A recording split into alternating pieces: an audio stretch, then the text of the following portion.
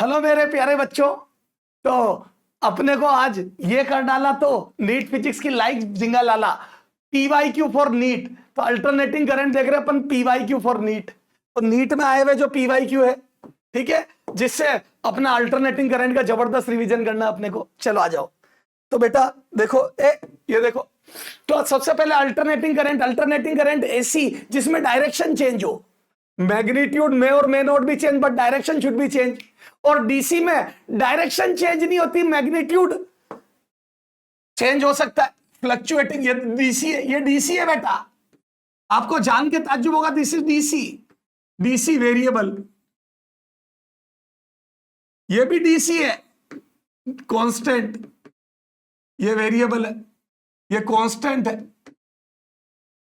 ये दोनों डीसी है। ये एसी है, देखो ये एसी, साइनोसॉइडल एसी। ये एसी है, वैल्यू कांस्टेंट है पर डायरेक्शन चेंज हो रही है। Rectangular wave AC, these are the ACs. जैसा शेप वैसा नाम, sinusoidal, rectangular wave, triangular wave, sawtooth wave. ये triangular wave. Sir sawtooth wave कैसी होती है? ये सॉटूथ वेव, ये इस टाइप से, ये sawtooth wave. These are the ACs. Okay, अपने सिलेबस में साइन कोसाइन है, हमारे को साइनोसॉइडल कोसाइन पढ़नी है। तो साइन वाली इक्वेशन ऐसी होगी, ये इसकी पीक वैल्यू होती है, जो साइन का कोफिशिएंट है ये पीक वैल्यू होती है। और टी का कोफिशिएंट ओमेगा, उससे टाइम पीरियड निकलता है। और पीक वैल्यू से आरएमएस वैल्यू ये होती है सोल्व करने पर। इसके लिए on solving RMS value by √2 आती है। तो साइनोसॉइडल और कोसाइन की आरएमएस वैल्यू बाई √2 होती है। और एवरेज वैल्यू फुल राउंड के लिए 0 होती है, साइनोसॉइडल कोसाइन दोनों की।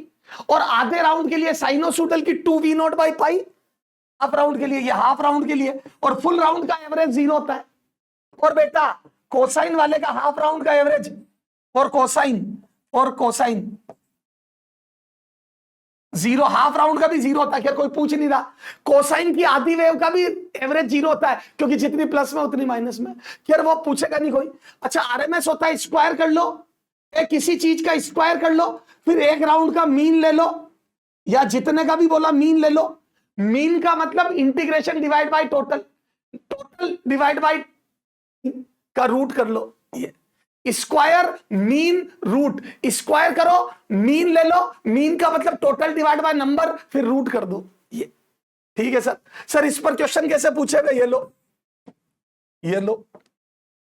ये 2022, 1994 और 2011 और भी पूछे मैंने कुछ लिए। The peak voltage of AC source is equal to peak voltage √2 times of RMS. Yes, RMS से ज्यादा होगा। ठीक है साहब। ये देखो एन एसी सर्किट, आरएमएस और आई नोट का रिलेशन क्या होता है इन एन एसी सर्किट? तो अगर कुछ ना बोले तो अपन साइनोसॉइडल वेव लेंगे, हमारे सिलेबस में वही है। तो आरएमएस बड़ी नहीं होगी, आरएमएस छोटी होगी। आरएमएस छोटी होगी, ये आंसर 1994। दादी जी से पूछा था। ठीक है, अब देखो आरएमएस वैल्यू बतानी है ये गिवन वोल्टेज का, इसका आरएमएस बताना है। अब सर ये कोई बात नहीं, ऐसी नहीं है तो आरएमएस पहले स्क्वायर करो। ये देखो राउंड यहां खत्म हो रहा है, तो स्क्वायर करो, मीन लो एक राउंड के लिए। कुछ ना बोले तो एक राउंड का आरएमएस निकालना है। ये सर अब स्क्वायर करोगे तो बेटा दो हिस्से इसके, एक में वैल्यू v0 है, एक में 0 है। तो 0 से t/2 तक तो v0 का स्क्वायर होगा, है ना, dt। और t/2 से t तक खाली है, कुछ नहीं है। देखो बेटा 0 से t/2 तक तो v0 है और t/2 से t तक 0 है। ठीक है साहब। तो ये 0 डिवाइड बाई t का रूट अंडर, तो ये आ जाएगा v0 स्क्वायर t/2 और ये 0 अपॉन t का रूट अंडर। ये 0 देखो ना, आधे राउंड तक 0 वैल्यू थी।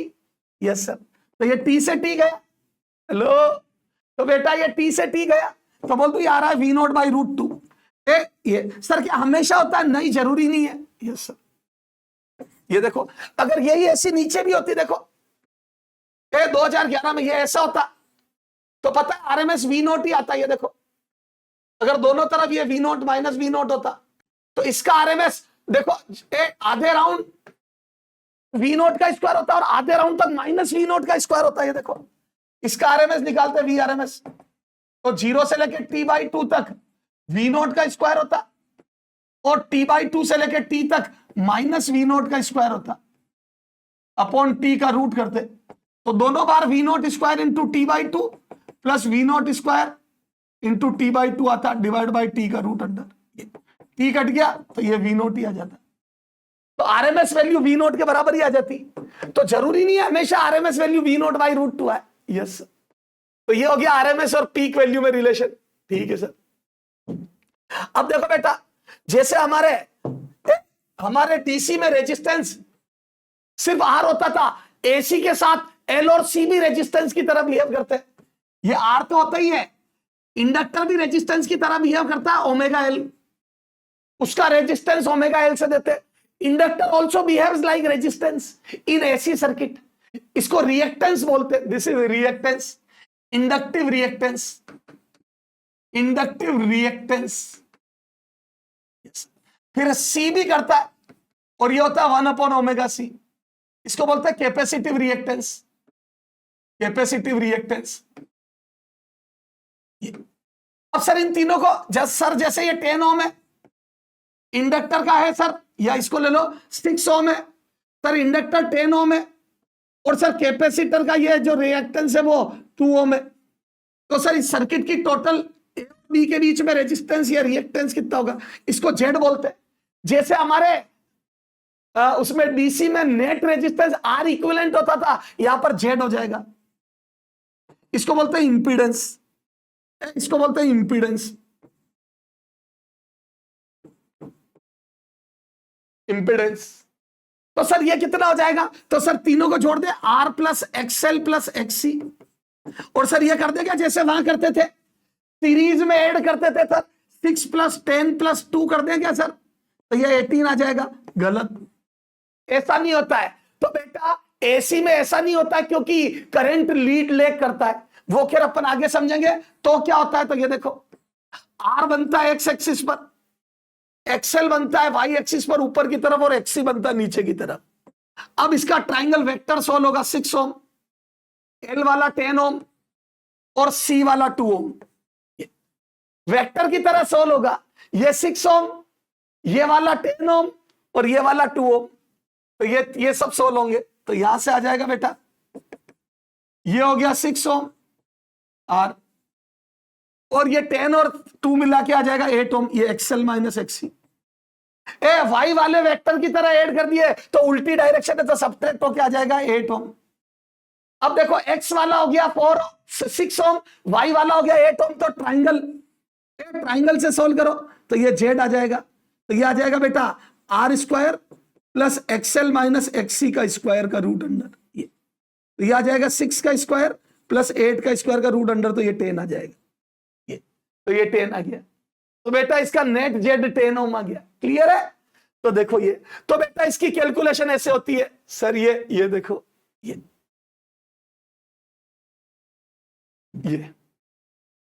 आर इधर बनेगा, एक्सएल ऊपर बनेगा, एक्सी नीचे बनेगा, ये एक्सएल माइनस एक्सी हो जाएगा, तो ये जेड बराबर आ जाएगा R square plus XL minus XC का होल स्क्वायर, और टेन थीटा ये फाई, ये एंगल फाई, तो ये आ जाएगा टेन फाई बराबर XL minus XC by R, perpendicular upon base, perpendicular upon base, ये जेड। तो एक्सएल ये ओमेगा एल होता है, ये सारे फॉर्मूले ये, तो ये हो गई इंडक्टिव रिएक्टेंस, इंडक्टिव रिएक्टेंस। बेटा इसके बाहर कुछ नहीं आ रहा हूं जो ये कैपेसिटिव रिएक्टेंस, कुछ नहीं आना इनके बाहर, ये नेट इंपीडेंस, इंपीडेंस।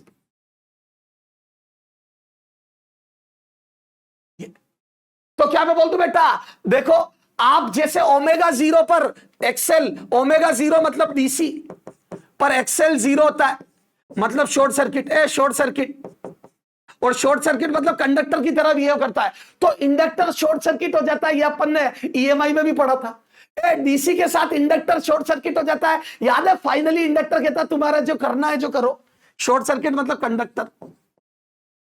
बेटा रेजिस्टेंस 0 का मतलब कंडक्टर, तो बेटा डीसी के साथ ओमेगा 0 मतलब फ्लक्चुएशन खत्म, ओमेगा 0 मतलब एंगुलर फ्रीक्वेंसी खत्म, नो फ्लक्चुएशन। ओमेगा 0 या फ्लक्चुएशन खत्म हो जाएगा तो इंडक्टर डीसी की तरह बिहेव करता है। इंडक्टर शॉर्ट सर्किट की, सॉरी डीसी कह रहे, शॉर्ट सर्किट की तरह बिहेव करता है, सॉरी कंडक्टर की तरह बिहेव करता है। और ओमेगा बढ़ेगा तो एक्सेल बढ़ेगा, और ओमेगा इनफाइनाइट पर अगर फ्लक्चुएटिंग ऐसी है, जितना ओमेगा ज्यादा यानी कि जितना फ्लक्चुएट करेगी उतना इंडक्टर ओपन सर्किट या पोटेंशियल डिफरेंस ओपन सर्किट यानी कि इंसुलेटर की तरह बिहेव करेगा। तो बेटा ओमेगा बढ़ने पर एक्सेल बढ़ता है। मैं बोलता हूं हाई फ्लक्चुएटिंग एसी जिसका ओमेगा बहुत ज्यादा है उसके साथ इंडक्टर ओपन सर्किट यानी कि फ्लक्चुएटिंग एसी को ब्लॉक कर देता है, जाने नहीं देता है, इसीलिए इनको फिल्टर सर्किट में काम में लेते हैं, सेमीकंडक्टर में देखेंगे।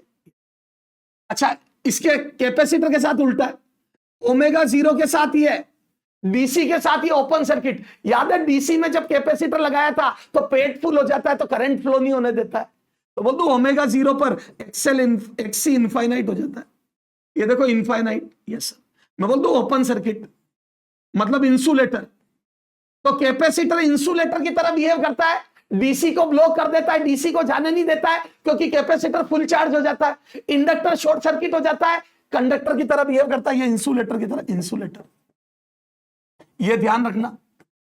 और जेड देखो ओमेगा 0 पर कैपेसिटर इसको इंसुलेटर बना देगा, एलसीआर सीरीज में लगे होंगे तो कैपेसिटर इंसुलेटर बना देगा, तो जब ओमेगा 0 तो कैपेसिटर अपना रोल प्ले करके इंसुलेटर बना देगा, फिर ओमेगा बढ़ता जाएगा तो एक्सेल घटता जाएगा। देखो ओमेगा बढ़ता जाएगा, एक्सेल घटता जाएगा और एक्सी बढ़ता जाएगा 0 से, और दोनों जब बराबर होंगे तो रेजोनेंस आ जाएगा। देखो तो जेड घटते घटते घटते घटते रेजोनेंस की कंडीशन आ जाएगी, इसको बोलते हैं रेजोनेटिंग फ्रीक्वेंसी, रेजोनेटिंग फ्रीक्वेंसी।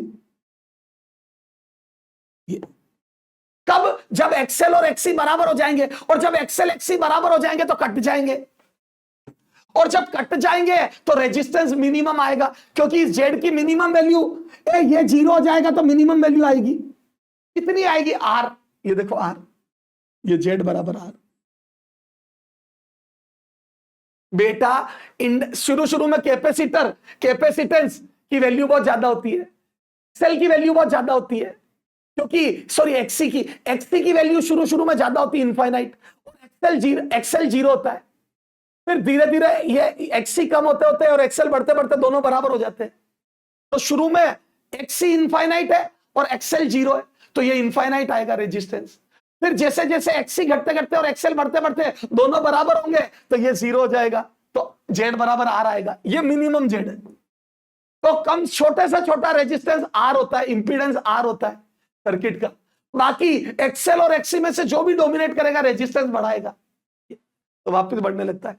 तो रेजोनेंस पर दोनों बराबर हो जाते हैं, एक्सेल एक्सी, रेजोनेंस पर एक्सेल एक्सी बराबर हो जाते हैं तो रेजोनेटिंग फ्रीक्वेंसी आती है 1/√LC, resonating angular frequency 1/√LC आती है। ये सर इन पर क्वेश्चन आ जाओ, एक्सेल एक्सी पर क्वेश्चन देखते आ जाओ। चलो इसमें वोल्टेज में भी ऐसे ही चला जाओ।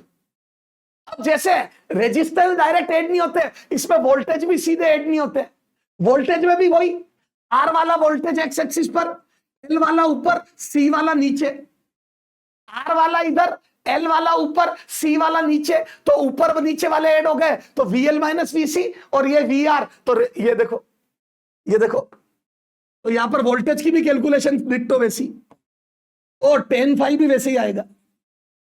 जैसा रेजिस्टेंस के साथ कैलकुलेशन होगी वैसे ही वोल्टेज के साथ होगी। एल और सी बनेंगे वाई एक्सिस पर, और एल और सी बनेंगे वाई एक्सिस पर, और VR बनेगा एक्स एक्सिस पर।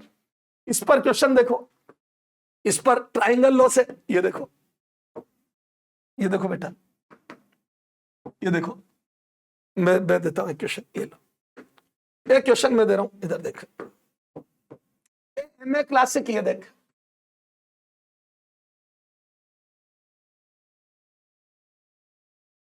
ये, और अपन पूरी कैलकुलेशन RMS से करेंगे। इधर देखो ये बेटा हो गया, देखो 3 ओम, ये रेजिस्टेंस, ये एक्सेल हो गया बेटा 10 ओम, और XC हो गया बेटा 6 ओम, और ये जब भी एसी बना दे और कांस्टेंट वैल्यू लिख दे तो वो आरएमएस है। जैसे मैंने लिख दिया 200 volt, this is RMS value, ये आरएमएस है। तो अब अपने को करंट निकालना है। ये तो पहला क्वेश्चन, ये देखो, ए फर्स्ट जेड बताओ, सेकेंड आई आरएमएस बताओ, थर्ड, ठीक है, आ जाओ। अब देखो जेड की कैलकुलेशन, तो आई आरएमएस निकालना है तो ओम्स लॉ से I RMS V RMS by Z होगा। और ये a constant means RMS, a constant AC means RMS value, means RMS value. और इसको इफेक्टिव वैल्यू भी बोलते हैं एसी की। कांस्टेंट, कांस्टेंट वैल्यू का मतलब हो गया आरएमएस वैल्यू, और इसको इफेक्टिव वैल्यू भी बोलते हैं। एसी की कांस्टेंट वैल्यू मतलब आरएमएस वैल्यू। Yes sir. ये अब इसका जेड निकालना है तो जेड निकाल लो, तो जेड बराबर हो जाएगा R square plus XL minus XC. ये तो 3 का स्क्वायर प्लस 4 का स्क्वायर, और 3 4 5 होता है। 3 का स्क्वायर 4 का स्क्वायर का रूट 5। ये देखो ना, ये आर इधर बन गया 3 ओम, एक्सएल ऊपर बन गया 10 ओम, और एक्सी नीचे बन गया कितना 6 ओम। तो ये आ जाएगा बेटा 3 ओम इधर, और ये ऊपर आ जाएगा 4 ओम। तो ये आ जाएगा 3 का स्क्वायर प्लस 4 का स्क्वायर का रूट अंडर ये जेड। क्लियर है? Yes sir. ये तो आई आरएमएस कितना आ जाएगा, तो ये वी आरएमएस हो गया 200/5। तो करंट आ जाएगा 40 एम्पियर आई आरएमएस। खत्म। सर मच्छर है, सर आपने तो एसी को मच्छर बना दिया। सर ये मच्छर भी एसी की तरह भी है, मच्छर कुछ नहीं है। एक्स और वाई की कैलकुलेशन करके ट्राइंगल लो लगा दो, खत्म। उस टाइप से ये पढ़ाने का तरीका। ओके ठीक है साहब। सर वोल्टेज में ये लो वोल्टेज। अच्छा आई आरएमएस आ गया तो सारे ड्रॉप भी निकाल सकते हो आप। ये 120 सारे ड्रॉप निकाल सकते हो। ओके ये लो एक क्वेश्चन, ये देखो, ये एलआर सर्किट,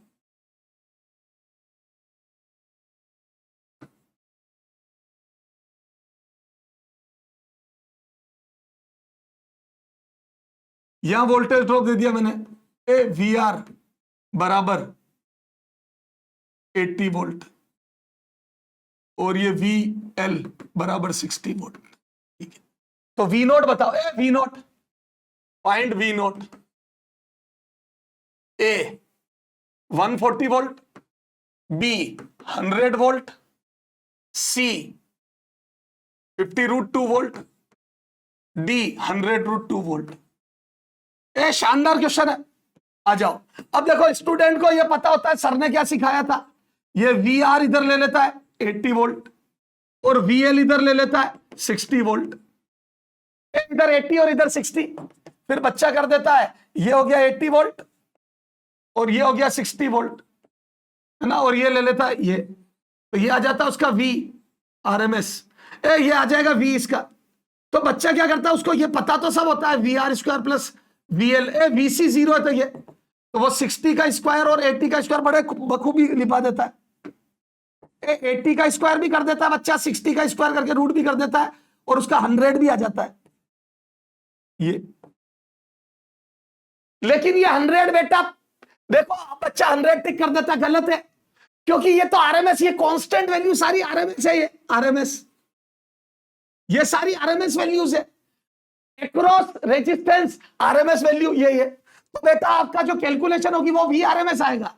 तो आपने जो 100 निकाला, this is V RMS, this is V RMS, this is V RMS. ये तो वी आरएमएस आ गया 100। पर आपसे वी नोट पूछा है, और वी नोट ये पीक वैल्यू पूछी है, और साइनोसॉइडल की पीक वैल्यू और आरएमएस में रिलेशन होता है। पीक वैल्यू आरएमएस वैल्यू बराबर पीक बाई √2। तो पीक वैल्यू आ जाएगी बेटा वी आरएमएस √2। ये तो वी आरएमएस है कितना 100√2। ये आ गई।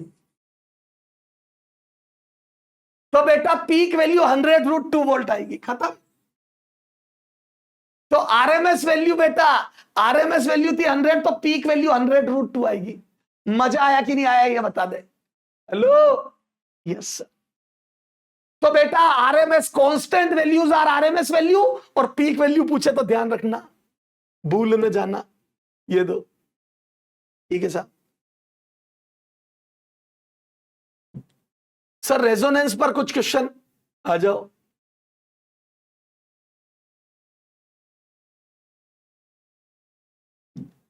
ये क्वेश्चन देखो, ये देखो, a transistor oscillator using resonating circuit with an inductor L and capacitor C in series produces oscillation frequency F. Inductor L, capacitance C और रेजोनेटिंग फ्रीक्वेंसी एफ है। ठीक है। L is doubled, C is 4C, तो नई resonating frequency क्या हो जाएगी? L double कर दिया और सी को 4C कर दिया। मैं बोल दूं बेटा पहले एफ बराबर थी 1/2 अंडर रूट LC। सर ये 2 पाई कहां से आया? बेटा मैंने जो लिखा था वो ओमेगा था, रेजोनेटिंग एंगुलर फ्रीक्वेंसी थी वो, तो रेजोनेटिंग फ्रीक्वेंसी याद है ओमेगा 2πf होता है बेटा, तो resonating frequency 1/2 under root LC होगी। तो यहां से देखो ये इक्वेशन 1 और 2 F dash is equal to 1/2 L को कर दिया 2L और सी को कर दिया 4C। ये इक्वेशन 2। तो बोल दो 2 डिवाइड बाई 1 कर दो, 2 डिवाइड बाई 1, ये तो ये डिवाइड करोगे तो ये कट जाएगा, LC कट जाएगा, तो बोल दो ये आ जाएगा 1/√8। एफ डैश बराबर f/2√2 is the answer. 2√2 is the answer, 1/2√2। ये जैसा देश वैसा बेस, जो बोले वो कर लो। तो रेजोनेटिंग फ्रीक्वेंसी पे क्वेश्चन था, अभी और भी देखेंगे।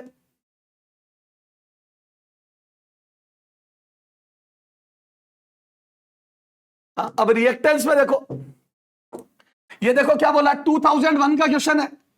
Capacitor of capacity C in reactance X, if capacitance and frequency becomes double then reactance, if capacitance and frequency becomes double then reactance का क्या होगा? ठीक है, कैपेसिटेंस और फ्रीक्वेंसी दोनों डबल कर दूं तो रिएक्टेंस का क्या होगा? तो देखो पहले ये देखो,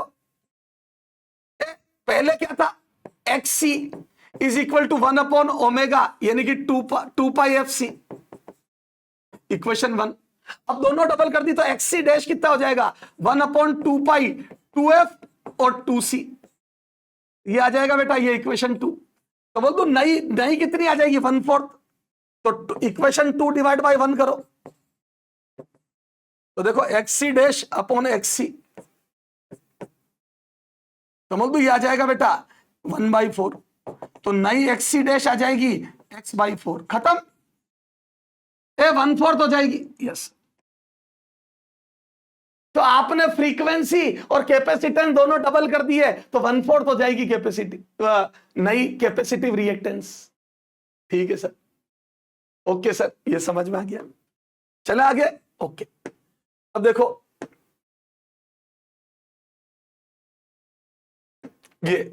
अब ये वोल्ट मीटर पे 2010 का क्वेश्चन, ये देखो अभी बताया ना, तो देखो ये 3 वोल्ट मीटर जुड़े हुए, एक या V1 और V2 की रीडिंग दी है 300 वोल्ट, V1 हो गया यहां पर 300 वोल्ट, V2 की रीडिंग भी 300 वोल्ट, ये तो, और पूछा reading of volt meter V3 और एमीटर कितना होगा, ये 220 वोल्ट है और ये 50 हर्ट्ज है।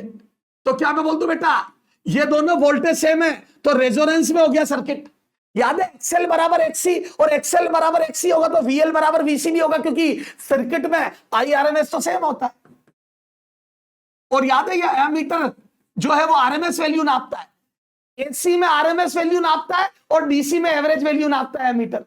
यस सर, अगर फ्लक्चुएटिंग DC है तो एवरेज वैल्यू नापता है और AC में RMS वैल्यू नापता है। तो ये वोल्टेज से देखो, करंट सेम होता है सीरीज में और वोल्टेज सेम है तो XL XC कट गए तो IRMS आ जाएगा, ये कितना, ये, और ये वोल्टेज है, ये VRMS है, VRMS। मैंने कहा ना AC में जब भी कांस्टेंट वैल्यू हो वो VRMS है। अच्छा, ये दोनों वोल्टेज कट गए तो यहां पर ड्रॉप पूरा आएगा, ये देखो VRMS is equal to VR square plus VL minus VC का स्क्वायर होल स्क्वायर का रूट अंडर। तो मैं बोल दूं ये दोनों 300 300 है तो V R square plus 300 minus 300 का स्क्वायर का रूट अंडर बराबर वी आर एम एस 220। ये कट के 0 हो गया तो वी आर 220 आ गया।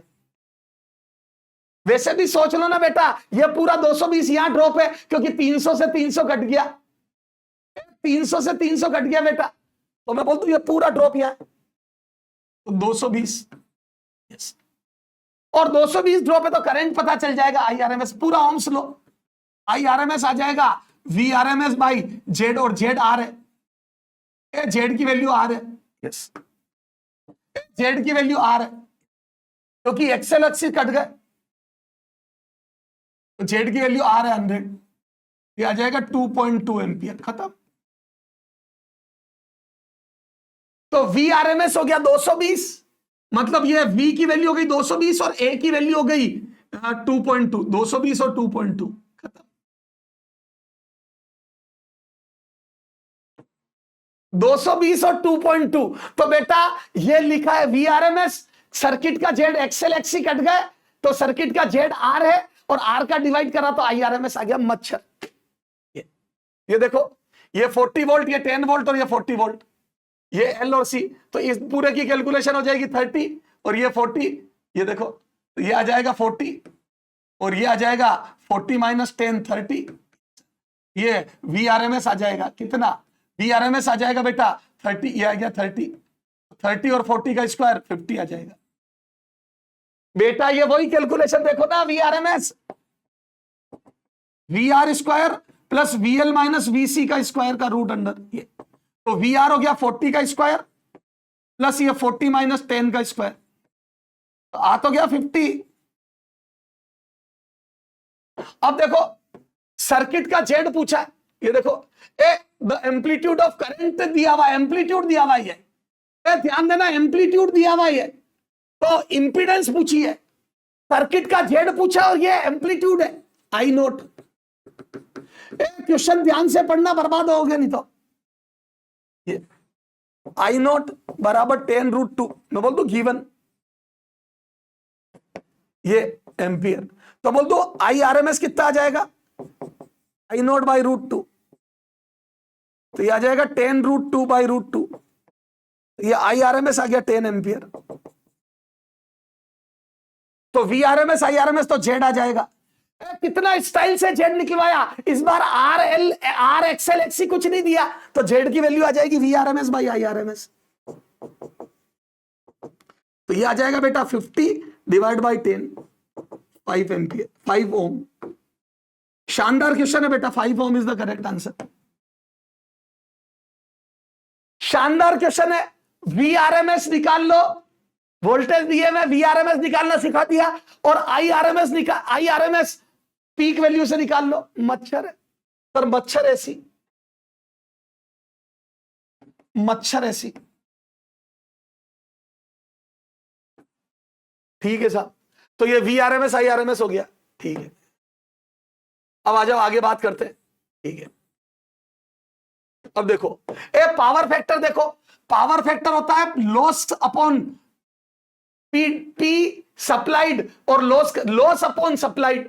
बैटरी कितनी एनर्जी पावर दे रही है, उसमें का कितना पार्ट लॉस हुआ, ये part loss part in circuit. Battery की पावर का कितना पार्ट लॉस हुआ वो है, बैटरी जो पावर दे रही है उसका कितना पार्ट लॉस हुआ वो है। तो बेटा ये होता है power factor cos phi on solving. तो बेटा अगर आपको पावर फैक्टर cos phi पता है तो लॉस वाला पार्ट आ जाएगा, तो ये देखो, तो पावर फैक्टर पता है तो ये आ जाएगा P loss upon P battery is equal to cos phi, तो P लॉस आ जाएगा बेटा P battery into cos phi, ये आ गया। P लॉस बराबर P battery into cos phi, और बैटरी पावर कितनी देती है VRMS IRMS, बैटरी का वोल्टेज VRMS लूंगा, याद है एसी को सोल्व करने के लिए VRMS, और करंट आ जाएगा IRMS।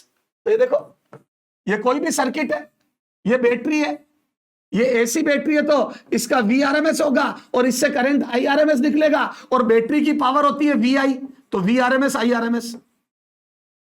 तो बेटा जैसे डीसी में पावर VI लिखते थे, या VRMS IRMS लिख दो, यस सर, इस पर क्वेश्चन बताओ, आ जाओ। अच्छा सर, अब देखो इससे cos फाई निकालना है। जैसे आपको जेड की कैलकुलेशन दे दूं मैं, ये जेड की कैलकुलेशन दे दूं, तो ये आर होता है, ये एक्सएल माइनस एक्सी होता है, और ये जेड होता है, तो ये और ये फाई होता है। तो याद है cos phi base upon hypotenuse, ये देखो ये बेस है और ये हाइपोटेनस है, तो बेस अपॉन हाइपोटेनस मतलब आर बाई जेड हो गया, तो power factor R by Z. अच्छा ऐसे वोल्टेज दे दूं तब भी यही आएगा, देखो। ठीक है सर, कर लेंगे। आ जाओ क्वेश्चन देखते हैं इस पर, पावर फैक्टर और लॉस पर। ये देखो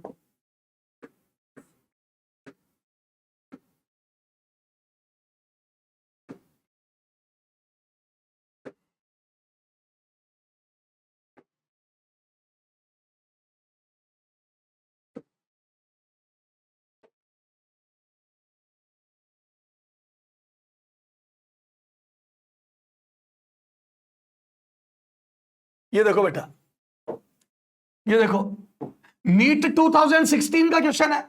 the potential difference across resistance, capacitance, inductance 80, 40 और 100 है रिस्पेक्टिवली। तो पावर फैक्टर बताना है। पावर फैक्टर, तो ये देखो पावर फैक्टर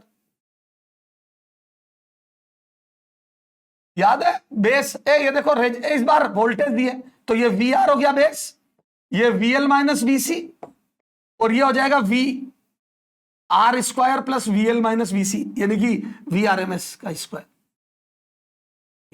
तो बोल दू ये आ जाएगा बेटा वी आर अपॉन, ए पावर फैक्टर लिखना है तो जैसे आर बाई जेड लिखते थे वैसे V R upon V net V R M S, ये आएगा पावर फैक्टर। तो देखो वी आर हो गया बेटा, वी आर की वैल्यू दी हुई 80 वोल्ट, ये 80 वोल्ट, और ये दिया हुआ 100 और 40, 100 और 40, ये 100 और 40, ये 100 और ये 40, ये आ जाएगा 60। यस, तो ये आ जाएगा 100। सर कैसे आया ये 60? ये देखो ना बेटा, ये है 80 और वो है 60, तो वी आर एम एस आ जाएगा 80 का स्क्वायर प्लस 60 का स्क्वायर का रूट अंडर 100। yes. तो ये देखो वी आर हो गया 80 और ये हो गया 100, ये आ जाएगा 0.8। दिस इज 0.8, तो पावर फैक्टर आ गया ये 0.8 cos फाई। ठीक है साहब, अब ये देखो इंस्टेंटेनियस वैल्यू ऑफ करंट और वोल्टेज दी हुई है, ये करंट और ये वोल्टेज, और पूछा क्या पावर कंजम्पशन। पावर कंजम्पशन यहां पे cos phi, V R M S, I R M S, cos phi. ए बेटा पावर फैक्टर से ये देखो power dissipated consumption is equal to P battery into cos phi. अब ये फाई देखो, फाई फेज डिफरेंस, तो इन दोनों के बीच में फेज डिफरेंस पाई बाई 3 है, ये दोनों के बीच में phase difference pi by 3 60 degree है, 60 डिग्री। यस तो आ जाओ, अच्छा ये आई की पीक वैल्यू तो आ जाओ, ये आ जाएगा V R M S I R M S cos phi. अच्छा वी आर एम एस हो जाएगा वी नोट बाई रूट 2, चलो वी आर एम एस लिखता हूं, वी नोट ये रहा V naught 1 upon root 2 upon root 2, बेटा ये लिख दो V naught by root 2, I R M S हो जाएगा I naught by root 2 cos phi. ये V R M S by root 2 I R M S by root 2 cos phi, तो V R M S हो गया we note हो गया 1 by root 2, आई हो गया आई नोट हो गया 1 बाई रूट 2 और cos 60 डिग्री। अब ये 1 बाई 2 1 बाई 2 1 बाई 2 3 1 बाई 2, तो 1 बाई 8 वोट आ रहा है मेरा, तो ये पी डिसिपिटेड, मेरा आंसर आ रहा है 1 बाई 8 वोट। ये 2012 का क्वेश्चन है, क्लियर है? इसमें कैलकुलेशन ज्यादा है, कैलकुलेशन है बेटा। एसी में जो नीट में क्वेश्चन आए ना कैलकुलेटिव भी खूब आए हुए, तो ये 2008 कैलकुलेशन लीव इट बेटा, कैलकुलेशन टाइम कंज्यूमिंग, बाकी सिखा बहुत दिया मैंने। आप ट्राई कर लेना, बहुत टाइम कंज्यूमिंग है, ऐसा क्वेश्चन एग्जाम में कर लिया तो बर्बाद हो जाओगे, छोड़ दो इसको, पहली बार में छोड़ दो। ये देखो, और LCR series power loss at resonance पर पावर लॉस कितनी होगी? तो बेटा रेजोनेंस पर पावर लॉस कितनी होगी? तो मैं बोल दूं जेड बराबर आर, रेजोनेंस पर जेड बराबर आर, तो पावर लॉस हो जाएगी I square R, I R M S square R. ये रेजोनेंस पर जेड बराबर आर ही होता है। यस सर, ठीक है सर। ये देखो, ये भी आप कर लेना, ये पावर कंजप्शन सेम क्वेश्चन है, कर लोगे ना? Try yourself, try yourself. Yes, ये देखते आ जाओ। Coil have a coil have inductive reactance 31, resistance 8, capacitive reactance 25. The combination is connected to AC source. Power factor, फिर से देखो, अब रिएक्टेंस है, 2006 का क्वेश्चन है। आ जाओ पावर फैक्टर, तो बोल दो पावर फैक्टर cos फाई होता है, जो होता है R बाई जेड। तो R की वैल्यू है 8 ओम और Z की वैल्यू है XL माइनस XC 31 माइनस 25। तो ये आ रहा है, सॉरी जेड, तो जेड की वैल्यू निकालनी है। ये देखो, आर दिया हुआ है कितना? आर दिया हुआ है 8 ओम और एक्सएल दिया हुआ है 30, ये एक्सएल माइनस एक्सी 31 माइनस 25 6 ओम। दिया हुआ है 8 ओम, एक्सएल और एक्सी 31 और 25 है, तो ये 6 आ गया। तो ये जेड आ जाएगा 8 का स्क्वायर प्लस 6 का स्क्वायर का रूट अंडर 10 आ गया। यस, तो पावर फैक्टर आ जाएगा आर बाई जेड। आर है 8, ध्यान से, आर है 8 और जेड है 10, 0.8 पावर फैक्टर। यानी कि 80% लॉस होगा, 80% लॉस होगा। ओके सर, 80% लॉस होगा 0.8। लॉस होता है रेजिस्टेंस में, आप लॉजिक से भी कर सकते हो। अगर अकेला आर है, अगर सर्किट में अकेला आ रहे तो 100% लॉस, पावर फैक्टर 1। अगर सर्किट में अकेला एल, अकेला सी या एलसी है, तो एल और सी स्टोर करते हैं तो पावर फैक्टर 0। बेटा एल और सी कभी लॉस नहीं करते, इंडक्टर और कैपेसिटर एनर्जी को स्टोर करते हैं तो पावर फैक्टर 0, क्योंकि पावर फैक्टर लॉस वाला पार्ट है, पावर फैक्टर लॉस वाला पार्ट है, तो पावर फैक्टर 0 होगा एल और सी का। ठीक है सर। अगर अकेला आ रहे तो पावर फैक्टर 1, इसीलिए एलसीआर सर्किट रेजोनेंस पर है, उसका पावर फैक्टर 1 होता है। एलसीआर एट रेजोनेंस का पावर फैक्टर 1 होता है। ये देखो, पावर फैक्टर और एलसीआर एट रेजोनेंस,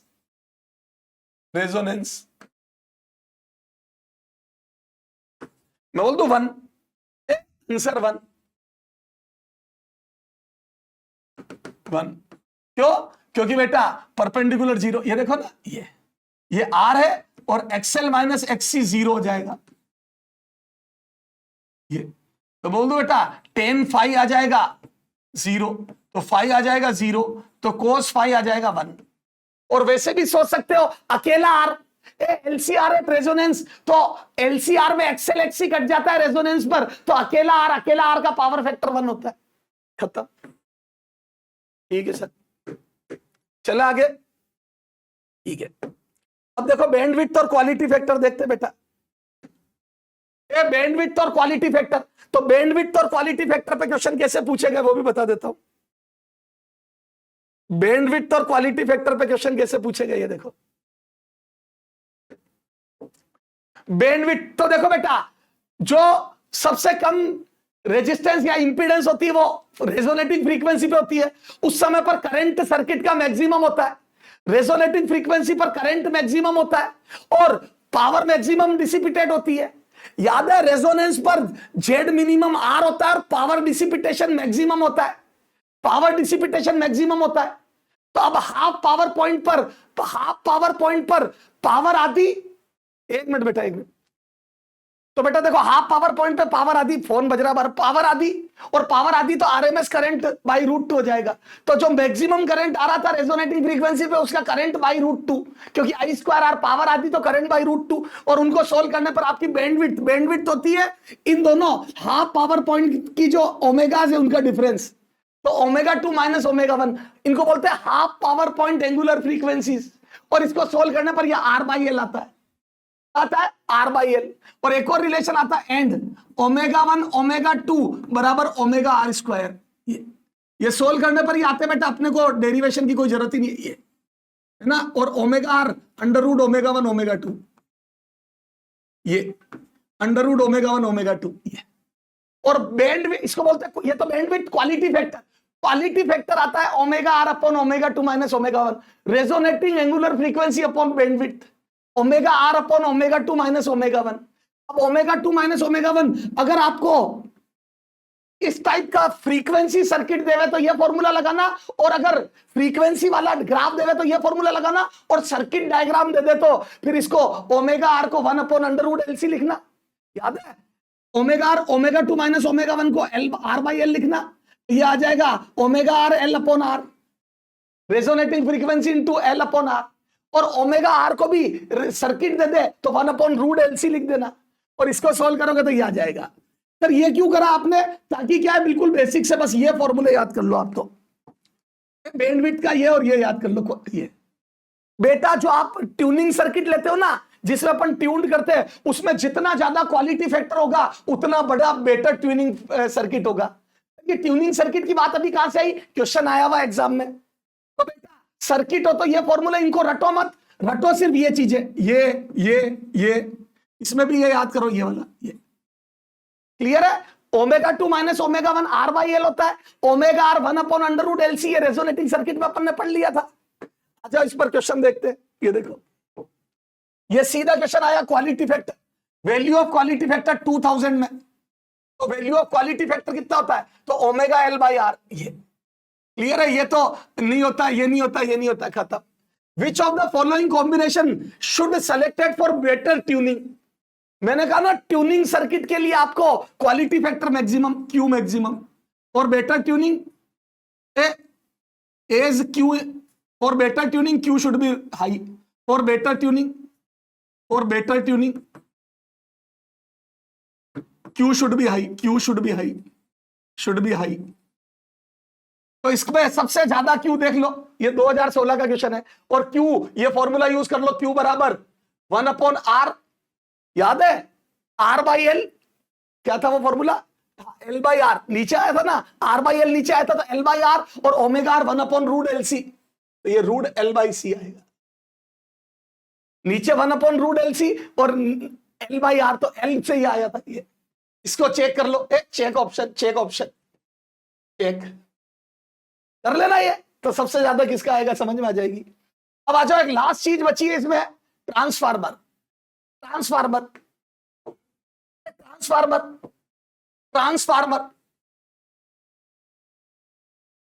ठीक है। इट इज बेस्ड है, क्वेश्चन आएगा बेस्ड और mutual induction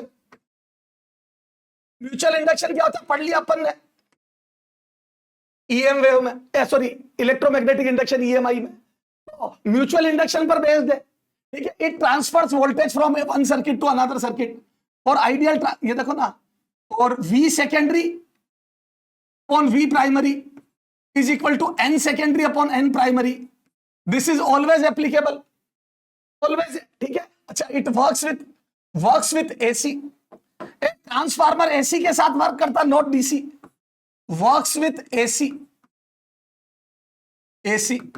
not with DC। अच्छा, ट्रांसफार्मर करते हैं ट्रांसफर्स, ठीक है सर, वोल्टेज ट्रांसफर करता है, स्टेप अप स्टेप डाउन, दो टाइप के ट्रांसफर होते हैं, स्टेप अप बढ़ा के देता है, स्टेप डाउन घटा के देता है voltage, it works with AC। अब ये देखो प्राइमरी और सेकेंडरी के टर्न्स का रेशो, जो प्राइमरी और सेकेंडरी का वोल्टेज अपॉन प्राइमरी का वोल्टेज बराबर सेकेंडरी के टर्न्स अपॉन प्राइमरी, ये ऐसा दिखता है ट्रांसफार्मर। ये देखो, ये देखो, ये प्राइमरी के टर्न्स, ये सेकेंडरी के टर्न्स, ये प्राइमरी वोल्टेज और ये आउटपुट लोग है सेकेंडरी वोल्टेज, ये लोड रेजिस्टेंस, ये तो बेटा। अच्छा, और करंट का रेशो उल्टा होता है, A for ideal transformer, current का रेशो फॉर आइडियल ट्रांसफार्मर। पर आइडियल ट्रांसफार्मर क्या होता है, जो 100% ideal transformer 100% power P output बराबर P इनपुट, ध्यान रखना, ट्रांसफार्मर वोल्टेज बढ़ाता घटाता है, पावर तो सेम रहेगी आउटपुट और इनपुट में, अगर आइडियल है तो। आइडियल क्या होता है सर? जिसमें फ्लक्स 100% लिंक करे, फ्लक्स लीकेज जीरो हो, एडी करंट लॉसेस जीरो हो। सर एडी करंट जो ट्रांसफार्मर की कोर है उसको अपन वो जो होता है ना स्लाइसेस काट के लगाते हैं, बीच में इंसुलेटर लगाते हैं। सर क्यों? क्योंकि जो ट्रांसफार्मर की कोर है अगर उसको ऐसी मोटी लगा देंगे तो इसमें जब करंट फ्लक्स चेंज होगा तो ऐसे ईएमएफ इंड्यूस होगा। ये देखो ना, अगर मैग्नेटिक फील्ड में से कोई ऐसी प्लेट गुजरेगी तो इसमें करंट इंड्यूस होकर लॉस होगा, तो एडी करंट लॉस बोलते हैं इसको। तो हम अगर प्लेट को ऐसे हर्ट्ज में लगा दे ऐसी, तो मैं बोलता हूं एडी करंट लॉस खत्म हो जाएगा। क्यों? क्योंकि बेटा आपने सर्किट इनकम्प्लीट कर दिया। जो सर्किट कंप्लीट हो रहा था फ्लक्स चेंज की वजह से उसको इनकम्प्लीट कर दिया, तो एडी करंट लॉस से ऐसे बचा जाता है। फ्लक्स लीकेज से बचना है तो एक दूसरे पे लपेट दो, इन दोनों कॉइल का कपलिंग फैक्टर 1 कर दो, एक दूसरे पे लपेट दो। अंदर छोटे सिलेंडर पर प्राइमरी और बाहर बड़े सिलेंडर पर सेकेंडरी लपेट दो, तो जो अंदर वाला फ्लक्स है वो पूरा बाहर वाले से भी पास होगा। तो ये कुछ चीजें हैं। कॉपर लॉस, जितना ज्यादा कॉपर लॉस घटाने के लिए मोटा वायर लो, एरिया बढ़ा दो, उससे कॉपर लॉस घट जाएगा, जो हीटिंग इफेक्ट है वो घट जाएगा। क्लियर है? अच्छा, मैग्नेटाइजेशन हिस्टेरेसिस लॉस घटाना है। हिस्टेरेसिस लॉस आपको पता है मैग्नेटाइजेशन डीमैग्नेटाइजेशन की वजह से, तो अपन सॉफ्ट आयरन का लेते हैं इसको। ठीक है सर, ये चीजें तो हो गई। तो ये थ्योरेटिकल क्वेश्चन। अब 100% अगर पावर लिंक हो जाती तो आइडियल ट्रांसफार्मर बोलते हैं, और पावर बराबर कर देगा तो V secondary I secondary is equal to V primary I primary. तो यहां से V secondary upon V primary. अब उल्टा आएगा, देखो वोल्टेज से उल्टे करंट होंगे, ये I primary upon I secondary, और ये आ जाएगा NS अपॉन NP। तो वोल्टेज टर्न्स के रेशो में ट्रांसफर होता है और करंट उल्टे रेशो में। तो वोल्टेज तो जिसमें टर्न्स ज्यादा है वहां ज्यादा होगा, और करंट जिसमें टर्न्स ज्यादा है वहां कम होगा। वोल्टेज बढ़ेगा करंट घटेगा, तभी तो पावर कांस्टेंट होगी। Yes sir. तो क्या मैं बोल दूं ए स्टेप अप में जब VS is greater than V primary, मतलब NS is greater than NP, ये स्टेप अप। स्टेप डाउन जो घटा दे, स्टेप डाउन में VS is less than VP, और टर्न सेकेंडरी में कम होंगे प्राइमरी से। ये सर इसमें क्वेश्चन कैसे बनते? आजा, क्वेश्चनों से सब क्लियर होगा। ये लो 4-5 क्वेश्चन खूब पूछते हैं ट्रांसफार्मर। ये देखो बेटा, ये 2021 का क्वेश्चन है। स्टेप डाउन ट्रांसफार्मर है, वोल्टेज घटाएगा। ये देखो, ये क्या है? इसमें 220 वोल्ट की सप्लाई दी और आउटपुट में 11 वोल्ट और 44 वोल्ट पर आउटपुट काम कर रहा है।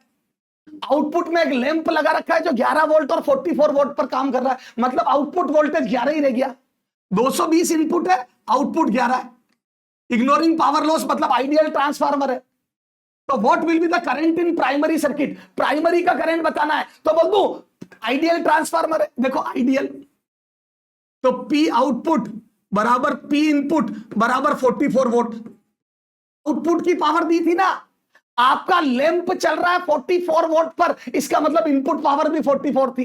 अब इनपुट वोल्टेज पता है तो ये आ जाएगा ये 44, तो VP इंटू IP बराबर 44, और VP है 220, IP निकालना है, और ये 44 आप काट दो 2 बार, तो मेरा तो आ रहा 0.2 ampere. 0.2 ampere, 0.2 ampere is the current. बेटा प्राइमरी और सेकेंडरी का पावर सेम है, पावर का रेशो 1:1 होता है। पावर का ratio P secondary to P primary 1:1 होता है। टर्न्स चाहे कुछ भी हो, चाहे कुछ भी हो, आइडियल के लिए आइडियल। ठीक है, क्लियर है? ओके। अब देखो ये क्वेश्चन, ट्रांसफार्मर हैविंग 90% इफिशियंसी। अब अगर 100% इफिशिएंट नहीं हो या आइडियल नहीं हो तो क्वेश्चन कैसे करते? देखो, it working on 200 volt and 3 kilowatt power supply. ठीक है, ये इनपुट है, ये primary. If current in secondary 6 ampere, then the voltage across secondary and current in primary. Primary का करंट और सेकेंडरी का वोल्टेज। आ जाओ सॉल्यूशन में। तो बोल दो P input P primary is equal to 3000 volt, और ये आ जाएगा V primary into I primary is equal to 3000, और प्राइमरी का वोल्टेज है 200, तो IP आ जाएगा, तो IP हो जाएगा 15 एम्पियर। तो इनपुट करंट तो आ गया 15 एम्पियर, तो प्राइमरी का करंट तो है 15 एम्पियर, तो ये गलत हो गया, ये 3 बचे।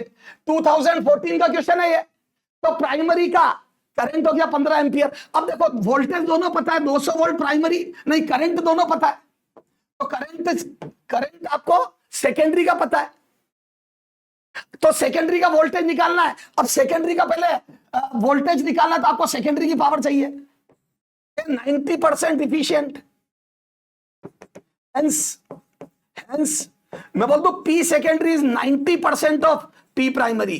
ट्रांसफार्मर की जो इफिशियंसी होती है उतनी पावर आउटपुट देता है। वोल्टेज तो टर्न्स के रेशो में रहेगा हमेशा, ये वोल्टेज वाला रेशो तो ऑलवेज एप्लीकेबल है बेटा, वोल्टेज वाला रेशो तो म्यूचुअल इंडक्शन से आया, ऑलवेज एप्लीकेबल है, ऑलवेज और आइडियल और नॉन आइडियल, आइडियल और नॉन आइडियल, चाहे ट्रांसफार्मर आइडियल हो चाहे नॉन आइडियल हो, ये रेशो हमेशा रहेगा, है ना। एसी के लिए always for AC, transformer ideal और नॉन आइडियल कोई सा भी हो, ठीक है। अब आ जाओ, तो ये आ जाएगा सेकेंडरी का पावर आ जाएगी, power of secondary is 90/100 into 3000, ये 100 कट गया, तो ये आ जाएगा बेटा कितना आ जाएगा 2700 वोट। तो सेकेंडरी की पावर पता पड़ गई। अब सेकेंडरी का VS इंटू IS कर दो बराबर 2700। अब सेकेंडरी का करंट 6 दिया हुआ है, तो वोल्टेज पता चल जाएगा सेकेंडरी का, तो VS इंटू 6 बराबर 2700। तो यहां से VS पता चल जाएगा, 3 से काटो, 6 से काट दो सीधा, 6 से काट दो कितना आ जाएगा 24 ये वोल्ट, ये 6 से काट दो, 6 चौक 24, 4 3 450 वोल्ट। तो आंसर इज 450 वोल्ट वाला, ये मतलब मच्छर है। इससे ये देखो ट्रांसफार्मर में 100 वोल्ट और 110 वोल्ट के लैंप, ये आउटपुट है। अपने को लाइट जलानी है इतने की, और 220 वोल्ट का मेंस है, और मेंस करंट दिया तो इफिशियंसी, तो प्राइमरी वोल्टेज है, प्राइमरी करंट है, सेकेंडरी वोल्टेज है और सेकेंडरी पावर है, तो प्राइमरी पावर और सेकेंडरी पावर से इफिशियंसी निकल जाएगी। ये देखो प्राइमरी P प्राइमरी, तो V primary into I primary, और ये आ जाएगा बेटा 220 इंटू 0.5, तो ये आ जाएगी 110 वोल्ट। तो प्राइमरी पावर है 110 और सेकेंडरी पावर है 100, तो इफिशियंसी आ जाएगी प्राइमरी सेकेंडरी, सेकेंडरी की पावर अपॉन प्राइमरी की पावर इंटू 100। ये 2007 का क्वेश्चन है, तो देखो कितना आ जाएगा, तो ये 100 आउटपुट है, 110 इनपुट है इंटू 100, ये कट गया, तो ये आ जाएगा 90, लगभग 91% या 90% कर दो आसपास, ये लगभग 90%। बेटा efficiency output power upon input power होती है, ओके। चलो ये क्वेश्चन आप ट्राई करना बेटा, इसका solution I will send solution, try करना, मैं सॉल्यूशन भेज दूंगा बेटा। Bye bye, love you all, okay, धन्यवाद, बाय बाय, फिर मिलेंगे।